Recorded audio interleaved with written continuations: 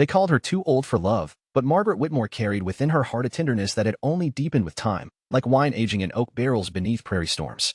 At 38, she possessed the kind of quiet beauty that came not from youth's fleeting bloom, but from years of tending to others, of weathering sorrows and still choosing hope. Her hands bore the gentle calluses of a woman who had worked for her bread, her eyes held depths that spoke of wisdom earned through living, and her smile, though rare now, could still light up a room like sunrise breaking over snow-covered mountains. The December wind cut through her threadbare coat as she stood beside the train depot in Copper Ridge, Montana, her single carpetbag clutched in gloved fingers that trembled more from heartbreak than cold. Before we continue, let us know where you're watching from and what time it is for you. Your comment helps our community grow stronger. Thanks, and let's get back to the story. The letter in her coat pocket felt heavier than the lead bullets in a gunslinger's belt. Harold Pemberton's words echoed in her memory with the cruel precision of winter wind through bare branches. Upon your arrival, I find myself unable to proceed with our arrangement. A man of my standing requires a wife of more suitable years. I have made other accommodations. The train back to Chicago departs at sunrise. She had traveled over 1,000 miles from her sister's cramped tenement, carrying dreams folded carefully between her few belongings, only to be dismissed like yesterday's newspaper before she had even reached his door. The depot master, a kindly man with silver whiskers, approached her with concern creasing his weathered face. Miss, the last train east won't come through until spring thaw. The passes are snowed in something fierce. His words fell like stones into still water, sending ripples of panic through her carefully maintained composure. Margaret looked toward the mountains that surrounded the small frontier town like sleeping giants wrapped in white blankets, their peaks disappearing into gray clouds that promised more snow. She had exactly $3.27 to her name, and nowhere in this vast wilderness to call home. The blizzard began that very evening, transforming Copper Ridge into a white-shrouded ghost town where the wind howled like banshees between the buildings. Margaret had managed to secure a room at the boarding house for 1 week with most of her remaining money, but as the days passed with relentless snowfall, she knew her situation grew more desperate with each tick of the mantel clock.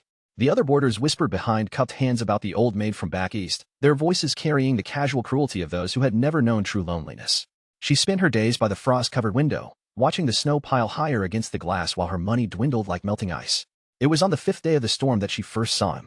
Through the swirling white curtain of falling snow, a figure emerged from the wilderness like something from a winter fairy tale. He sat tall in the saddle of a sturdy bay horse, both man and animal moving with the easy confidence of those born to harsh country. His broad shoulders were dusted with snow, his dark beard frosted with ice, and beneath the wide brim of his hat, she caught a glimpse of eyes the color of deep forest shadows. He tied his horse outside the general store with practiced efficiency, his movements deliberate and unhurried despite the bitter cold that sent other men scurrying for shelter. Thomas Brennan had spent the better part of 15 years as a ranger in these mountains, learning their moods and seasons like other men learned the faces of their children. At Fort 2, he had grown comfortable with solitude, finding peace in the vast silence of snow-covered peaks and the honest company of wildlife. His cabin sat nestled in a protected valley 20 miles from town, surrounded by pine trees that stood like faithful sentinels against the wind. He came to Copper Ridge only when necessity demanded supplies or when winter storms made the loneliness echo too loudly in the spaces between his heartbeats. Margaret watched him from her window perch as he moved through the town with quiet purpose, noting how the shopkeepers greeted him with genuine respect, how children didn't flee from his presence despite his imposing size. There was something in his bearing that spoke of gentleness carefully controlled, of strength tempered by wisdom.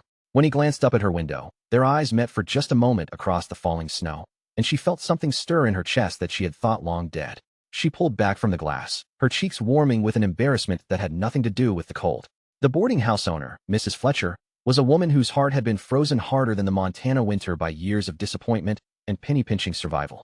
When Margaret approached her desk on the 7th morning, clutching her last dollar in trembling fingers, the older woman's expression held all the warmth of January ice. "Your week is up," she announced without preamble. "The next stage won't run until spring, assuming you can pay the fare." Margaret felt the walls of her small room closing in around her like a trap, her breath coming in short puffs that had nothing to do with the altitude. She packed her few belongings with the careful precision of someone who had learned to make every possession count, folding her mother's quilt with hands that shook despite her efforts at composure. The streets of Copper Ridge stretched before her like an Arctic wasteland, each building sealed tight against the cold that could kill an unprepared soul within hours. She had nowhere to go and no money for shelter, but something in her prairie-born spirit refused to surrender to despair. If she was going to face the end, she would do it with dignity intact, walking forward rather than cowering in corners. The snow crunched beneath her worn boots as she made her way through the town, her carpetbag feeling heavier with each step. The wind cut through her coat like cold steel, finding every gap and seemed to remind her of her vulnerability. She passed the saloon where warm lights spilled through frosted windows and the sound of laughter mixed with piano music, past the church where she might have sought sanctuary if pride hadn't been her greatest sin, past the homes where families gathered around fires while snow painted their windows with crystal patterns.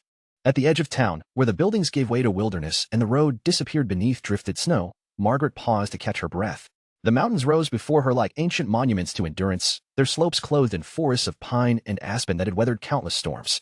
She thought of her parents, long buried in Illinois soil, and wondered if they would understand the choices that had led her to this frozen crossroads.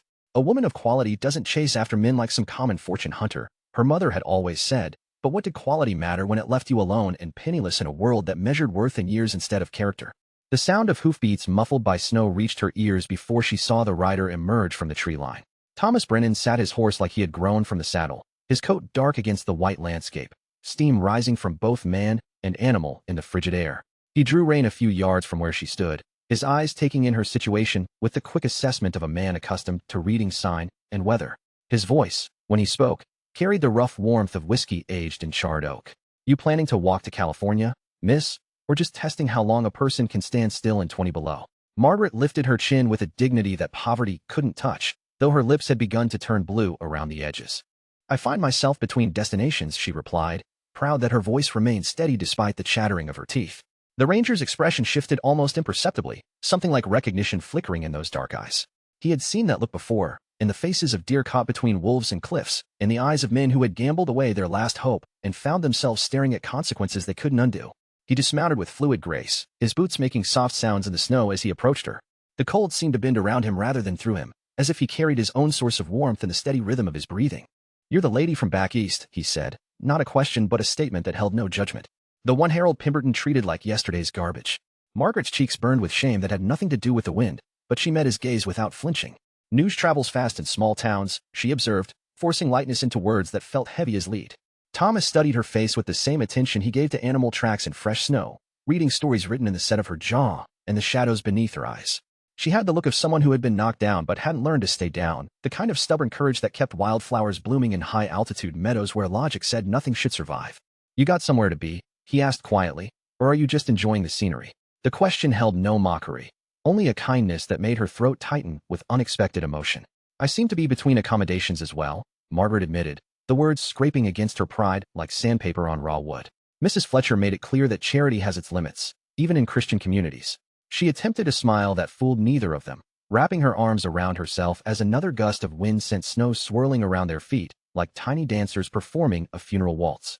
Thomas was quiet for a long moment, his breath forming clouds in the frigid air while he considered options that weren't really options at all. "No woman should be left to freeze because of one man's foolishness," he said finally.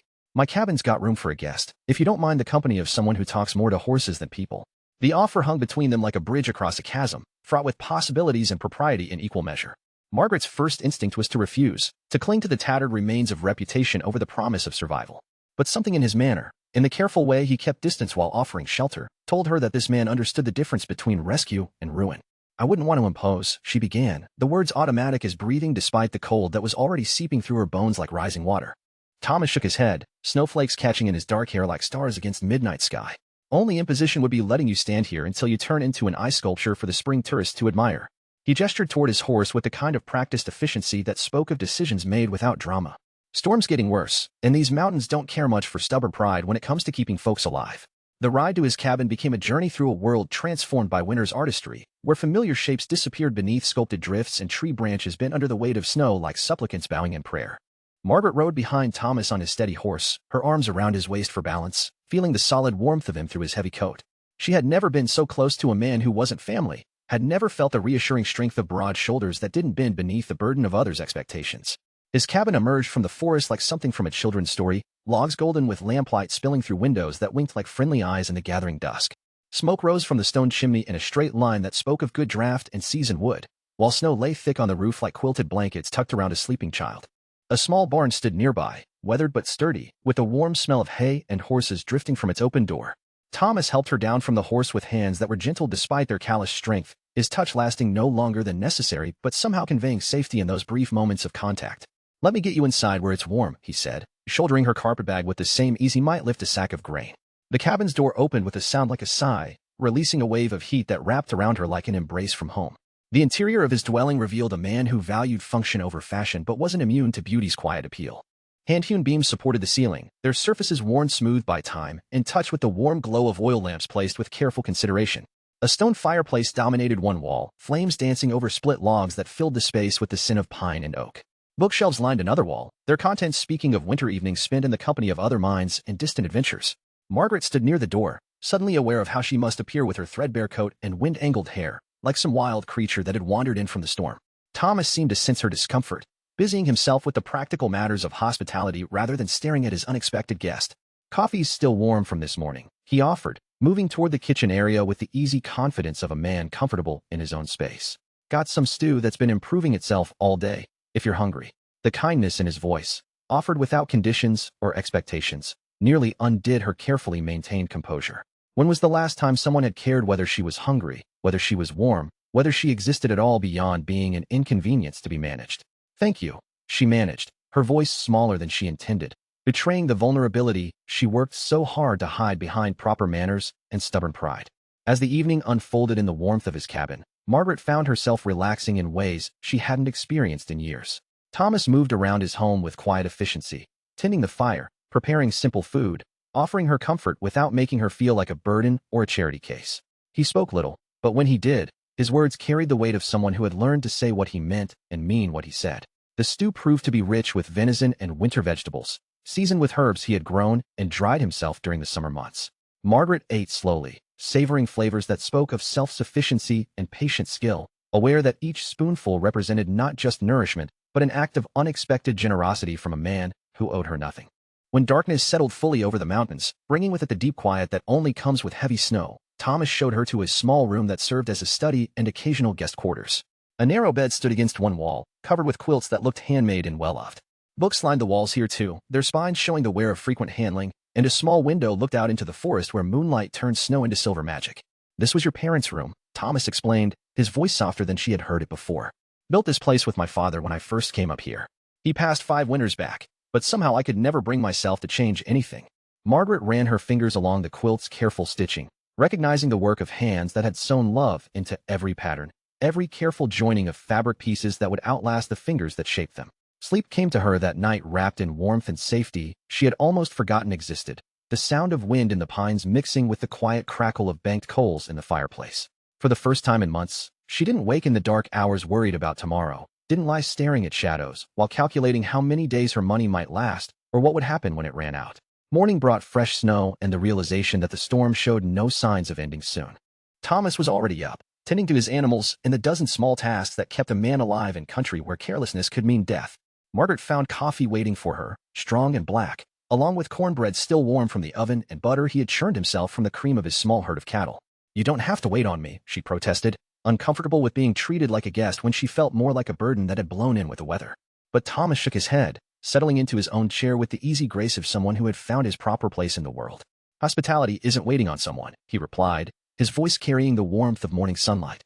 "It's sharing what you have with someone who needs it, same as you'd share with family." The word family hung in the air between them, fraught with meanings neither dared examine too closely, though Margaret felt something stir in her chest like wings testing the wind. As the days passed and the storm continued its relentless assault on the mountains, Margaret began to discover rhythms she had never known existed. She rose with the sun, helped with morning chores that connected her to the ancient dance of survival that had nothing to do with society's expectations about proper feminine behavior. She learned to milk the gentle cow Thomas kept in his barn, her city-soft hands gradually adapting to the rhythm and pressure needed to coax warm streams into the waiting bucket. Thomas proved to be a patient teacher, showing her how to read weather signs in the behavior of animals, how to bank a fire so it would burn all night without consuming too much precious wood, how to prepare meals from simple ingredients that somehow became satisfying feasts under his guidance. He never made her feel foolish for not knowing things that seemed second nature to him, never showed impatience when she struggled with tasks that required strength she was still developing. In the evenings, they sat by the fire sharing stories that revealed the shapes of their separate journeys to this snowed-in sanctuary. Margaret told him about her life in Chicago, caring for her sister's children while her own dreams of home and family grew smaller with each passing year. She spoke of watching other women find love and build lives while she remained on the margins, too proud to settle for less than genuine affection, too realistic to believe that genuine affection would find someone already marked by time's passage. Thomas shared his own history in the careful way of someone who had learned that words had power to heal or harm. He had come to these mountains as a young man running from disappointment, from a world that seemed to value things he couldn't understand or provide. He had been married once, briefly, to a woman who found frontier life less romantic than she had imagined from the safety of her parents' parlor. She had left with the First Circuit preacher who promised her a return to civilization, taking with her any dreams Thomas might have harbored about conventional domestic happiness. "The mountains became my family," he said one evening as snow continued to fall beyond the frosted windows. "They don't ask for anything I can't give, don't promise anything they can't deliver. There's honesty in that, a kind of peace you can't find in places where people say one thing and mean another." Margaret understood the appeal of such honesty, had grown weary herself of navigating social currents that seemed designed to make some people feel small so others could feel important. But even as they grew comfortable with each other's company, both remained carefully aware of the proprieties that governed interactions between unmarried men and women. Thomas made sure she always had privacy when she needed it, never entered rooms without clear invitation, kept physical contact limited to the practical assistance required by daily tasks. Margaret, for her part, tried to maintain the proper distance her upbringing had taught her, even as she found herself increasingly drawn to this man who treated her like a person worthy of respect rather than an aging disappointment taking up space in the world. It was during the second week of her stay that she discovered his library's true treasures. Hidden among the practical volumes on animal husbandry and wilderness survival were works of poetry and philosophy, novels by authors she had read in secret during her youth, when such pursuits were considered too stimulating for proper young ladies. She found margin notes in his careful handwriting, thoughts and reactions that revealed a mind hungry for beauty and meaning beyond the daily requirements of survival. "You're surprised," Thomas observed one evening, watching her handle a volume of Wordsworth with reverent fingers. "Most folks figure a man who talks to trees for a living couldn't possibly have use for such things." His voice held a note of old hurt, the echo of judgments made by people who confused education with wisdom, sophistication with worth. Margaret looked up from the book, meeting his eyes with an honesty that surprised them both. "I'm surprised to find someone else who understands that feeding the soul is just as important as feeding the body," she admitted. "Too many people seem to think that practical skills and appreciation for beauty can't exist in the same person." Her words seemed to reach something in him that had been waiting years for acknowledgement, for someone who could see beyond the surface of his chosen life to the richness that lay beneath. They began spending their evenings reading aloud to each other, taking turns with passages that spoke to something deeper than daily conversation could reach. Thomas's voice proved surprisingly suited to poetry, his ranger's ear for the subtle sounds of wind and water translating into an understanding of rhythm and cadence that brought words to life in ways Margaret had never experienced. When she read to him, he listened with an attention that made her feel as if her voice mattered, as if the thoughts she shared had value beyond their usefulness in filling empty silence. The storm that had driven her to his door gradually began to exhaust itself, though snow continued to fall with less fury, settling into the patient persistence of winter taking its proper course. Thomas began making preparations for the eventual journey back to town, checking his equipment and planning routes that would be safe once the weather cleared enough for travel. But neither of them spoke directly about her departure, as if acknowledging its inevitability might hasten its arrival. It was Margaret who finally broached the subject that had been growing between them like spring flowers pushing through melting snow. "When the storm ends, I'll need to make some decisions about my future," she said one morning as they worked together preparing breakfast. The statement hung in the warm air of the kitchen, heavy with implications neither of them was quite ready to examine. Thomas paused in his task of slicing bread, his knife still for a moment before resuming its steady rhythm. "These mountains have a way of helping a person see what's really important," he replied carefully. "Sometimes what looks like the end of one thing is really the beginning of something better." His words seemed to carry more weight than their simple meaning suggested, as if he was testing the waters of a conversation that could change everything between them. Margaret felt her heart begin to beat faster, though she tried to keep her voice steady and reasonable. "A woman my age can't afford to make foolish choices based on temporary feelings," she said, though even as she spoke the words, they felt hollow and rehearsed. "Society has very clear opinions about what options remain for someone who missed her proper season for such things." Thomas set down his knife and turned to face her fully, his expression more serious than she had ever seen it. "Margaret," he said, her name sounding different in his voice than it ever had before, like something precious being handled with appropriate care. "I've lived alone in these mountains for 15 years, convinced that solitude was safer than the risk of being found wanting by someone whose opinion mattered. But these past weeks have shown me that safety isn't the same thing as living." The words seemed to fill the space between them with possibilities that made her breath catch in her throat. She had spent so many years accepting other people's assessments of her value, believing that time had diminished her worth rather than deepened it. But in Thomas's eyes, she saw herself reflected as someone worthy of consideration, someone whose company was sought rather than merely tolerated. Before she could respond, the sound of voices calling from outside broke the spell that had been weaving itself around them. Thomas moved quickly to the window, his expression shifting to the alert wariness of someone accustomed to reading danger in unexpected sounds. "Riders coming up the valley," he announced, reaching for the rifle that hung above the door with practiced efficiency. 3 of them, moving fast despite the snow. Margaret felt a chill that had nothing to do with the winter air seeping through the cabin's walls. In her heart, she knew that the approach of strangers meant the end of the magical suspension of time they had been living in, the return of a world that would have opinions about her choices and judgment about her situation. The men who emerged from the tree-lined road with the purposeful urgency of those on official business. Margaret recognized the lead rider's rigid posture and expensive coat even before he removed his hat in a gesture that held more obligation than courtesy. Harold Pemberton sat his hired horse like a man unaccustomed to animal partnership, his pale face flushed with cold and what looked like embarrassment mixed with determination.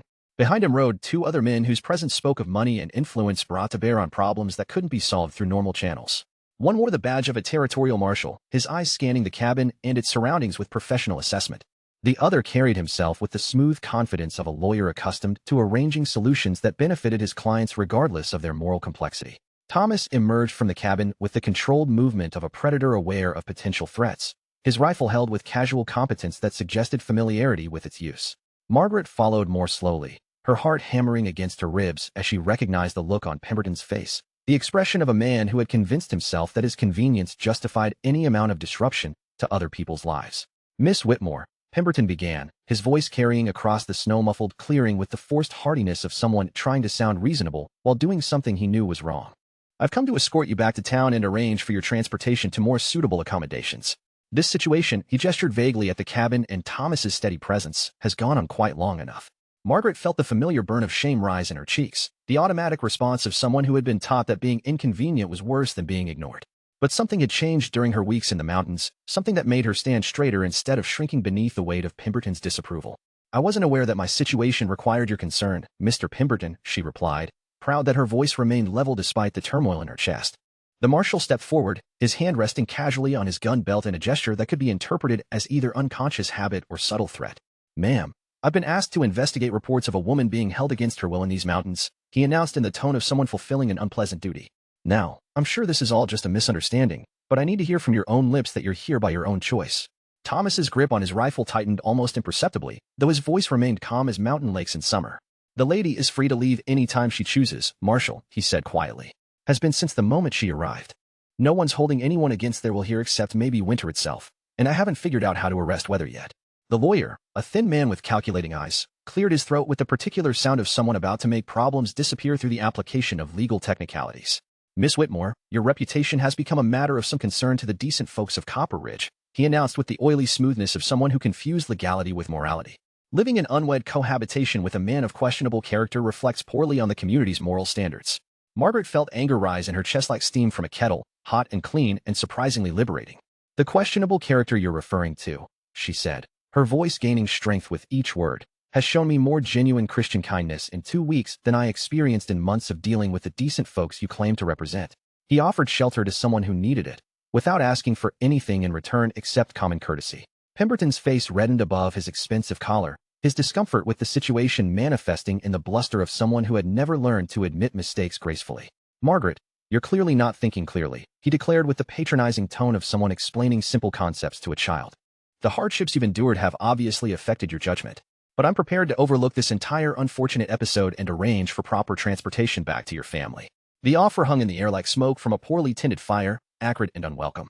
Margaret looked at the 3 men arrayed before her like a tribunal come to judge her choices, then at Thomas standing quietly beside her, his presence solid and reassuring as the mountains themselves. In that moment, she realized that all her life she had been allowing other people to define her worth, accepting their judgments about what was appropriate for someone of her age and circumstances. "I appreciate your concern, Mr. Pemberton," she said finally, the words coming from some deep well of strength she hadn't known she possessed. "But I'm perfectly capable of making my own decisions about my living arrangements." She paused, gathering courage for words that would burn bridges she had never wanted to cross anyway. "And I've decided that my place is here, with Thomas, for as long as he'll have me."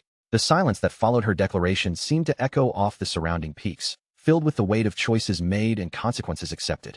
Thomas moved closer to her, not quite touching but near enough that she could feel the warmth of his presence like a shield against the disapproval radiating from the mounted men. The marshal looked uncomfortable with his role in what was clearly becoming a domestic dispute rather than a criminal matter.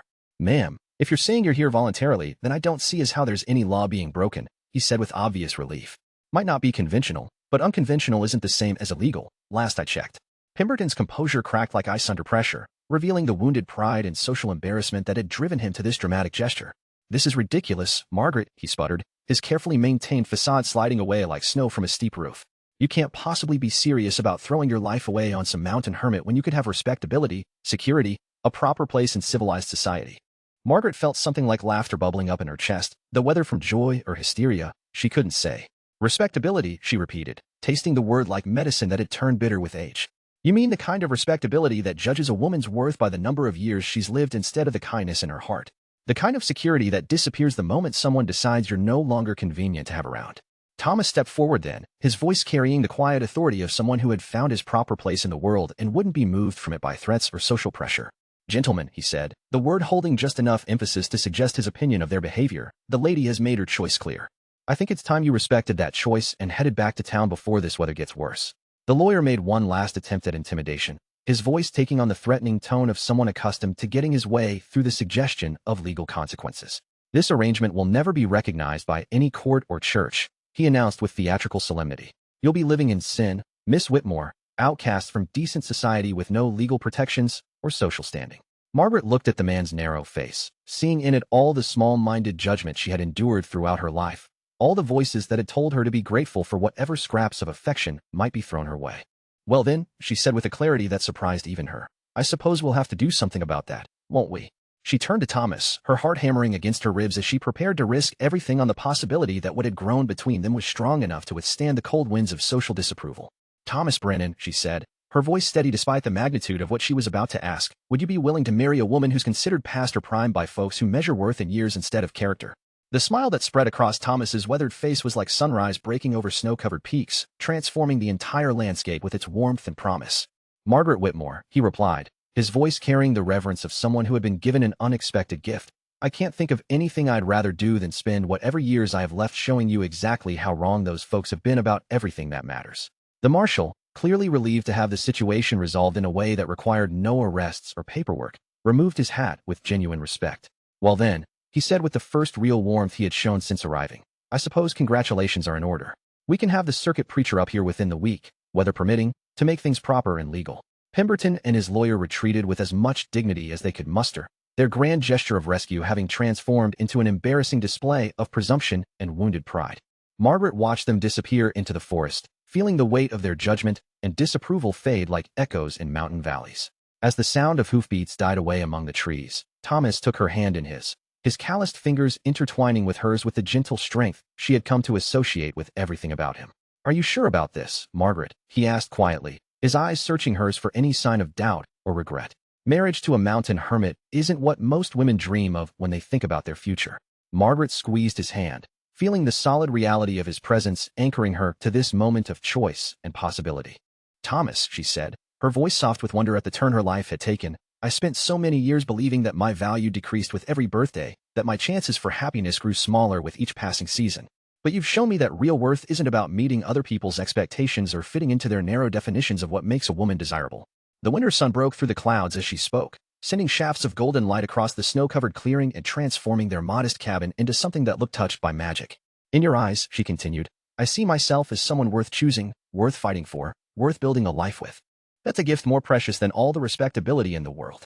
Their wedding took place the following week in the warmth of their cabin, with the circuit preacher and his wife serving as witnesses to vows spoken with the simple honesty of two people who had found each other against all odds. Margaret wore her mother's quilt as a wedding shawl, the careful stitching seeming to wrap her in the blessing of generations of women who had chosen love over convention, hope over safety. As spring gradually claimed the mountains, bringing with it the sounds of melting snow and returning birds, Margaret discovered that her new life had room for all the dreams she had thought too late to pursue. She planted a garden in the clearing beside their cabin, her hands learning the patient rhythms of coaxing life from mountain soil.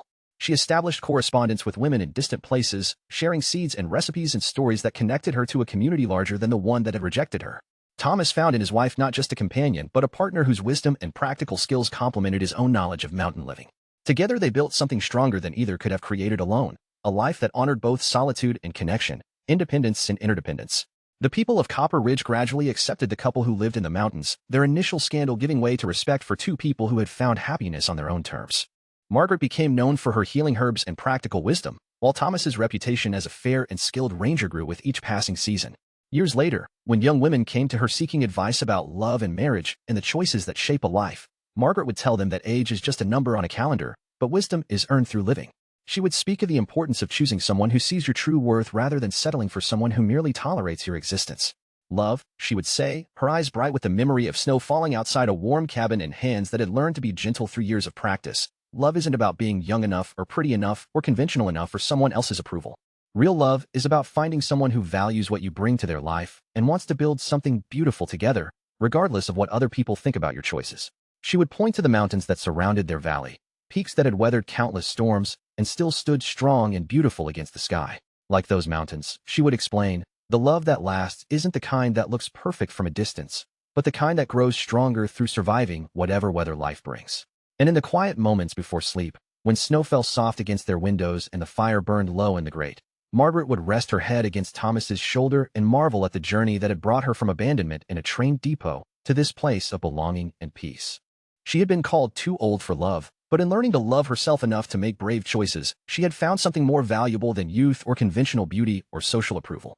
She had found home in the heart of a man who understood that the most beautiful flowers often bloom latest in the season, their colors deeper and richer for having been nurtured by hands that know the value of patient tending. Share your thoughts below about what you think makes true love last beyond society's expectations, and remember that it's never too late to choose your own happiness over other people's opinions about your worth.